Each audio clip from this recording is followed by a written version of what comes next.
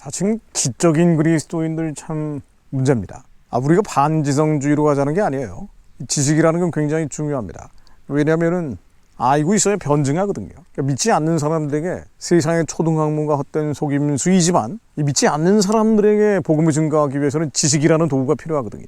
그래서 책도 많이 읽을 필요가 있어요. 그런데 이 많은 책들을 보기 시작하면은 공부를 많이 하게 되면은요 반드시 머리가 복잡해져요. 그래서 하나님의 말씀에서 떠나버리기 시작합니다.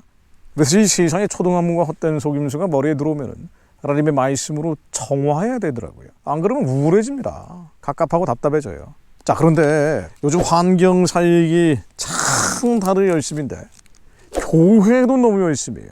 근데 그거 열심히 하는 사람들을 보면 굉장히 지적인 그리스도인들이라고 얘기하는 사람들이에요. 자, 제가 누차 말씀드렸습니다만은 이 환경에 대한 지나친 의인화, 지나친 집착은 우상숭배입니다. 새하늘 새 땅이 오는 거예요. 옛하늘 옛 땅은 인간이 관리자로서 스튜어드십을 가지고 관리하는 거거든요. 우리는 환경을 파괴하는 게 아니라 환경을 보호해야죠. 당연히 저도 자연을 사랑합니다. 이게 얼마나 맨날 자연에서 찍고 있어요. 그럼에도 불구하고 자연이 우상이 돼서는 안 되죠.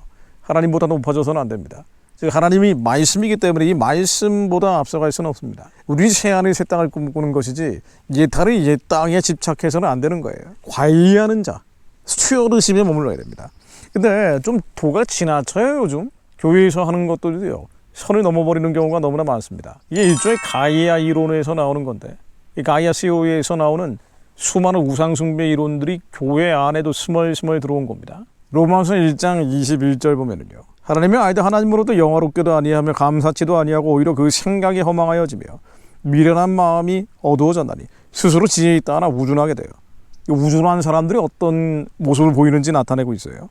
썩어지지 아니하는 하나님의 형상을 썩어질 사람과 금수와 버러지 형상의 우상으로 바꾸었느니라. 그러므로 하나님께서 저희를 마음의 정욕대로 더러움에 내어버려 두사 저희 몸을 서로 욕되게 하셨으니 이는 저희가 하나님의 진리를 거짓 것으로 바꾸고 피조물을 조물주보다 더 경배하고 섬김이라.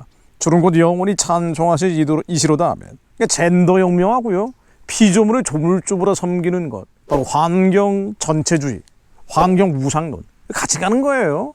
왜냐하면 피조물을 조물주보다 앞세우는 거고 하나님의 영광을 썩어질 사람과 바꿔버린 것이기 때문에 그렇습니다. 이게 다 우상숭배이기 때문이에요. 이 우상숭배가 교회 안에 너무 많이 들어와 있다니까요.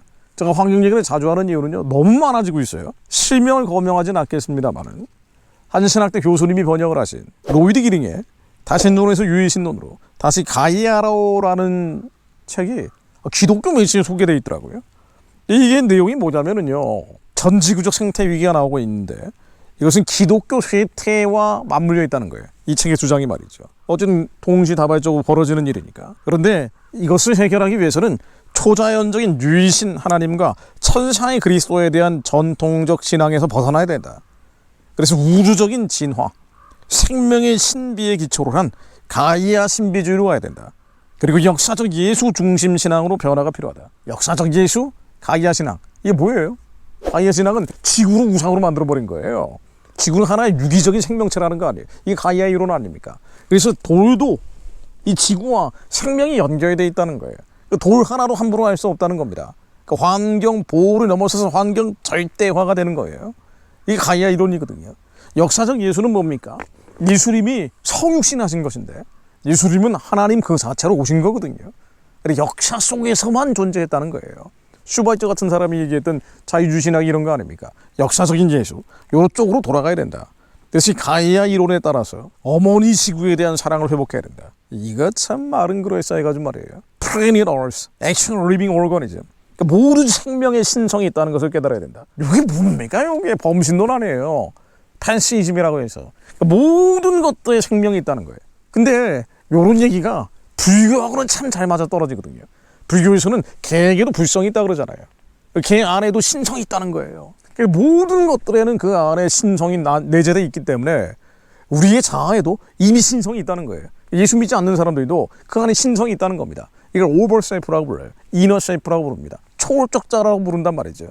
이게 뉴에이지 개념 아니에요. 그러니까 뉴에이지, 불교, 동양 철학, 그리고 자유주의 신학 이게 완전히 한 묶음이 돼서 나오고 있는데 이들이 대중적인 설득력을 얻기 위해서 환경이라는 이슈를 잡고 가는 거예요. 이렇게 환경 보호하자고 승려들이 나와가지고 데모하고 시위하고 뭐 그런 일도 많잖아요. 왜 그러냐 말이에요. 그들의 종교 철학이자 또 그들의 종교적인 신념이 그럴 뿐 아니라 대중적인 휘발성, 또 확산성이 있기 때문이죠.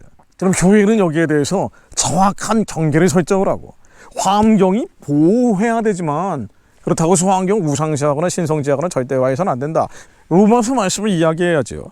하나님의 진리를 거짓 것으로 받고 피조물을 조물주보다 더 경배하고 있는 것이다. 그래서는 안 된다. 그리고 우리가 바라보는 것은 새하늘 새 땅이다.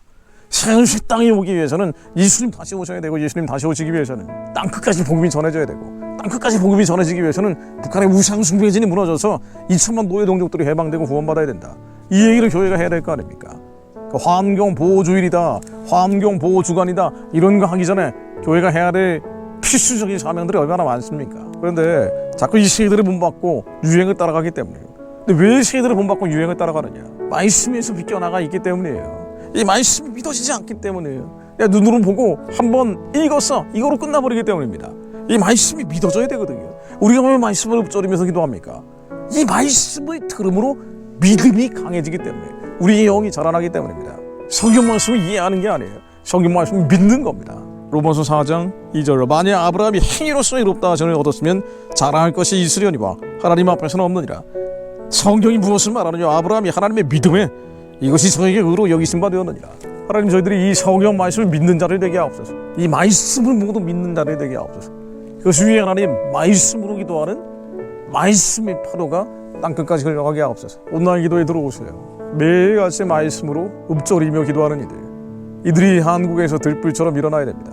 이게 한국 교회가 사는 길이고 열방의 복이 되는 길입니다.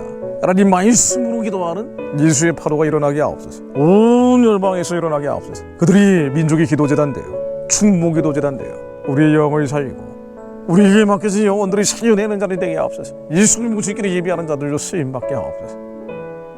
예수 그리스도 이름으로 기도드립니다.